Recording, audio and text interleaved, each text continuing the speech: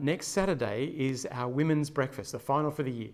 A couple of women are going to be sharing on the Holy Spirit and them, and Susan Calder will be also just reflecting on her time among us here. So please sign up for the women's breakfast this morning. Now, next Sunday is going to be a significant one. I hope that you'll be able to come. The 7:30 service will be on as usual, but our two 9:30 services will be combined at Tewantin.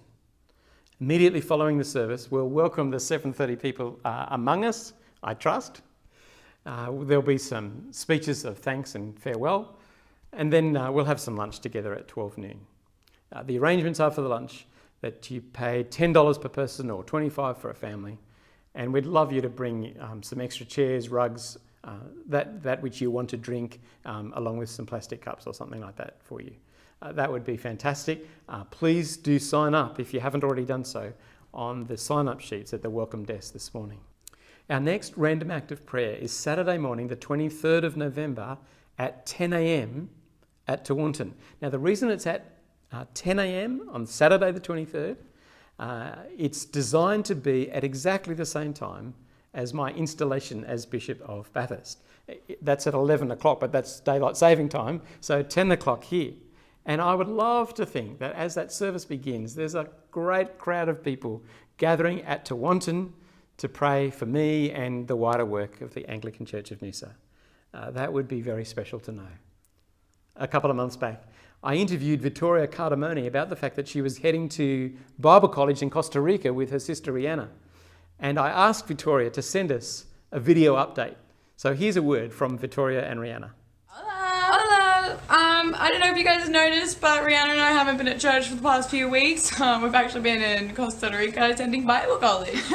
So the Bible college is called Porten Torches, and we've been here for 2 months, and we've got about 2 more months to go. And basically we're here just to learn about God and grow in our relationship with God, with the objective that we'll be able to live more effectively in our own communities back in Australia, ministering to people there.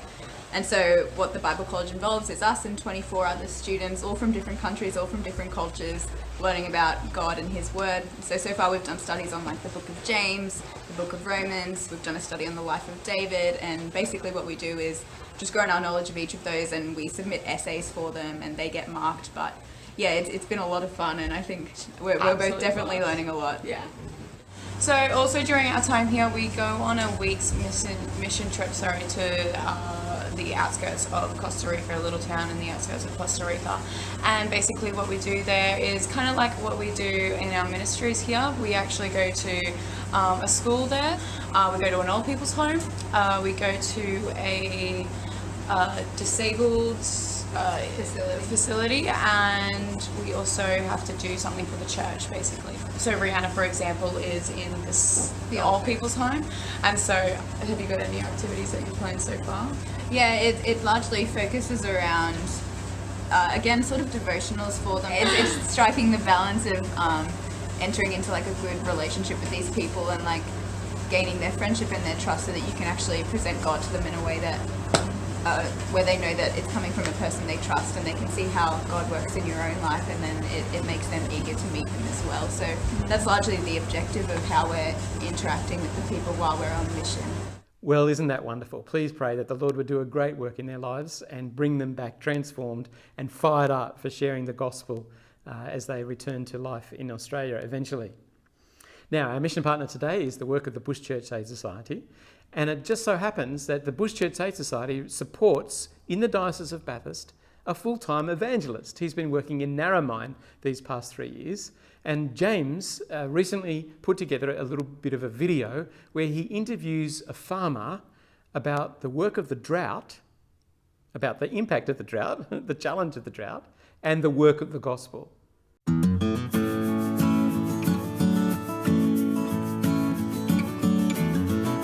Hello, tonight I am at a prayer meeting for rain in the central west town of Trangie.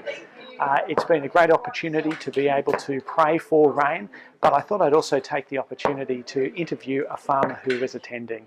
The problem with this drought is it started, we had a really wet season in 2016, then basically the drought's run since then. So this is 3 years of continuous drought with just an odd break in there for a couple of months, but no thing. that 1982-83 only lasted about 12 to 18 months. Yeah. And so, and we carried enough feed for 2 years, but because the intensity of the drought, that was all gone in 1 year, and we bought feed every year since then. And we haven't been able to replenish, whereas in the 2000 to 2010 drought, we were able to get crops in occasionally. To go into this without having trust in God or having a fellowship, I think I'd be pretty scared. I'd be really worried, and I'd be, I think the black dog would be right there at my heels. It's not up to me or anyone else. God determines whether they come. He'll remove the scales from their eyes when He's ready. We just go out. We don't know when we're going out, whether we're ploughing the soil, planting the seed, or watering it. We just do. We're just an instrument of God. We're going out proclaiming the gospel, and hopefully with the goal that those people will at some point in time come into fellowship with Christ. That they come to faith in Jesus.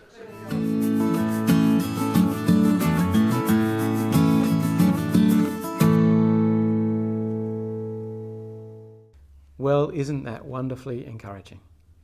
To know that that farmer, though severely impacted by the drought, yet has not lost sight of the fact that he's there to share the good news of Jesus with others. Please do pray for him and for the evangelist James, that the Lord would wonderfully bless their work, and please give generously to the work of the Bush Church Aid Society on your way out.